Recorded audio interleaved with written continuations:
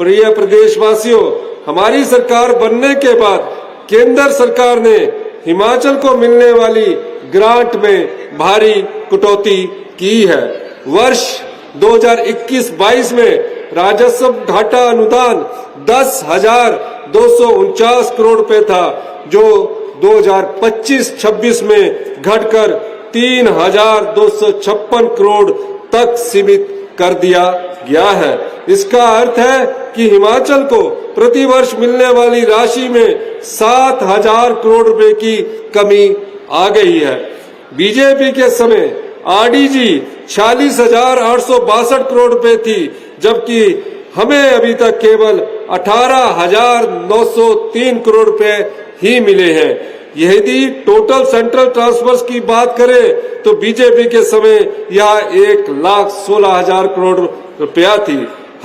हमें अभी तक 30,151 करोड़ रुपए ही मिले हैं। जीएसटी कंपनसेशन के रूप में बीजेपी सरकार के समय 12,861 करोड़ रुपए मिले, जबकि हमारे समय में यह बंद हो गई है। 15th फाइनेंस कमीशन के समय पिछली सरकार को कोविड के दौरान 2020-21 एवं 21-22 में एडिशनल बोरिंग प्रदान की गई। आप अंदाजा लगा सकते हैं कि पूर्व सरकार को कितनी अधिक आर्थिक सहायता मिले। हमने फिर भी अपने संसाधनों को बढ़ाकर तथा गैर जरूरी खर्चे कम कर हालत को सुधारने का काम किया है। राज्य की अपनी आय जो पिछले सरकार के समय 55,000 करोड़ रुपए थी, हमारी सरकार के 3 वर्षों में ही 49,500 करोड़ रुपया हो गई है। हमने शराब के ठेकों के आवंटन के लिए नीलामी की प्रक्रिया अपनाई, जिससे 5,408 करोड़ रुपया अर्जित किए, जो पिछली सरकार से 1,114 करोड़ रुपया ज्यादा है।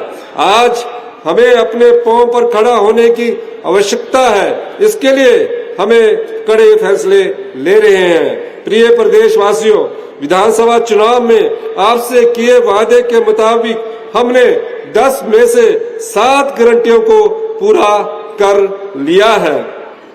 प्रदेश के 1,36,000 कर्मचारियों को पहली कैबिनेट में ओपीएस प्रदान करते हुए सेवानिवृत्त कर्मचारियों को आर्थिक सुरक्षा और सम्मान प्रदान किया गया है। लेकिन ओपीएस देने के कारण प्रदेश की एडिशनल बोरिंग लिमिट को केंद्र सरकार ने हर साल लगभग 1,700 करोड़ रुपया कम कर दिया है। प्रदेश सरकार केंद्र के समक्ष एनपीएस के 9200 करोड़ रुपया राज्य सरकार को वापस देने के लिए लगातार प्रयास कर रही है। भाइयों और बहनों, मेरा मानना है कि प्रदेश के संसाधनों पर सभी वर्गों का एक समान हक है। हम प्रदेश की संपदा की रक्षा करने के लिए वचनबद्ध हैं और हम उसे कभी लूटने नहीं देंगे। जबकि पिछली सरकारों ने प्रदेश के हितों से खिलवाड़ किया है।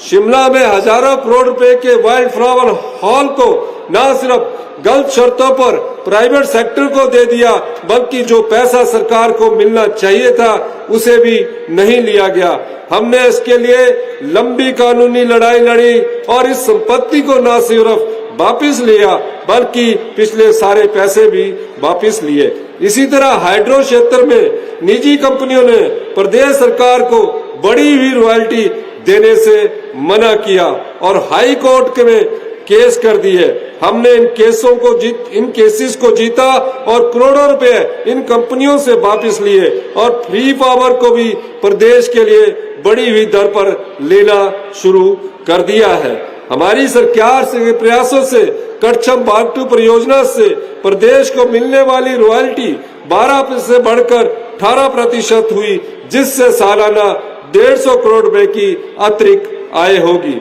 हमने केंद्र से राजस्व घाटा अनुदान और ग्रीन बोनस सहित तमाम मांगों को प्रमुखता से रखा है। भाखड़ा ब्यास और पोंग बांध के एरियर्स जो कि सुप्रीम कोर्ट में वर्ष 2011 के आदेश के बाद भी हमें नहीं मिले थे, हम इन्हें वापस लेने के लिए सुप्रीम कोर्ट में लड़ाई